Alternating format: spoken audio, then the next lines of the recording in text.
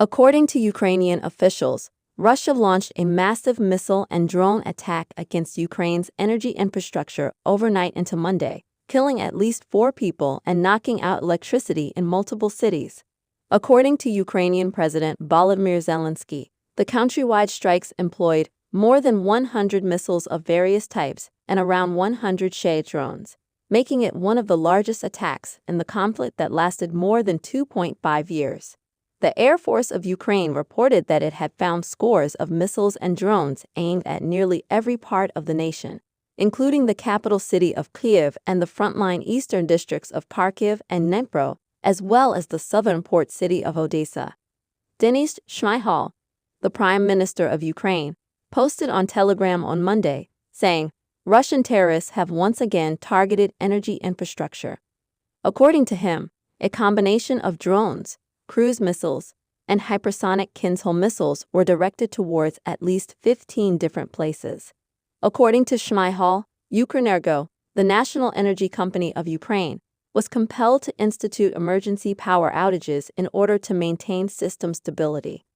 According to Serhii Kovalenko, CEO of the Yasno energy firm, power disruptions have been reported in a number of locations, including Dnipro and Kyiv. Following Kyiv's surprise entry into the Kurdish border region, which marked the first foreign invasion of Russia since World War II, Ukraine had been preparing for a significant Russian onslaught for weeks. Russian drone and missile assaults are a growing threat, the U.S. Embassy in Kyiv said ahead of Saturday, Ukraine's Independence Day. The attack occurred overnight, following a request by Ukraine's Foreign Ministry for Belarus to remove what it termed as a significant augmentation of Belarusian personnel and equipment at their shared border. According to Kyiv, among the soldiers at the border were ex-Wagner mercenaries, and they pleaded with Minsk not to make tragic mistakes for their country under Moscow's pressure. Russia has continuously attacked Ukraine's energy infrastructure during the conflict in an effort to envelop its people in darkness and employ the country's very cold winters as a weapon of mass destruction. Herman Halushchenko, Ukraine's Minister of Energy, stated following the incident on Monday that the energy sector is in the crosshairs and that the extent of the damage was being looked into. Authorities in Ukraine have recorded deaths in the regions of Dnipropetrovsk, Zaporizhzhia, Volyn, and Zhytomyr. The regional military chief of the central Poltava region reported that an industrial plant was struck, resulting in at least 5 injuries. Throughout the night, CNN crews in Dnipro and Kyiv heard many explosions. The chief of the city military administration in Kyiv announced that air defenses were in operation in the surrounding area and on the outskirts of the capital, and he encouraged residents to seek shelter. According to the regional military chief of Kharkiv, emergency services were operating at an unspecified number of the strike targets.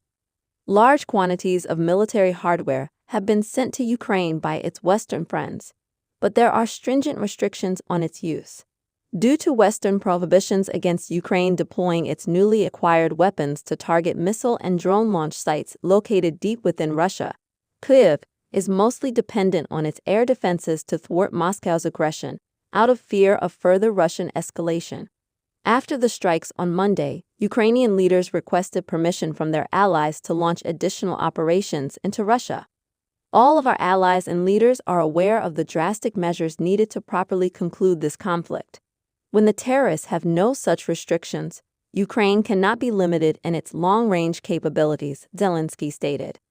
Additionally, Dmytro Kuleba, the foreign minister of Ukraine, asked Kyiv's partners for 2 things. First, confirming Ukraine's long-range strikes on all legal military targets on Russian territory. Second, consenting to neutralize drones and missiles approaching their airspace by utilizing allies' air defense capabilities. 2 days prior to the extensive aerial attack, a Russian strike on a hotel in the Donetsk region resulted in the death of a British safety expert and the injuries of 2 journalists. Former soldier Ryan Evans has been employed by Reuters since 2022 and has provided safety advice to the news organization's journalists worldwide, notably in Ukraine, Israel, and at the Olympics in Paris. People without electricity. On Monday morning, Numerous areas of Kyiv were without electricity. Locals claimed that they had lost power as a result of hearing many loud explosions. Over the phone on Monday, Katerina, 35, told CNN, "There is nowhere to go and to hide.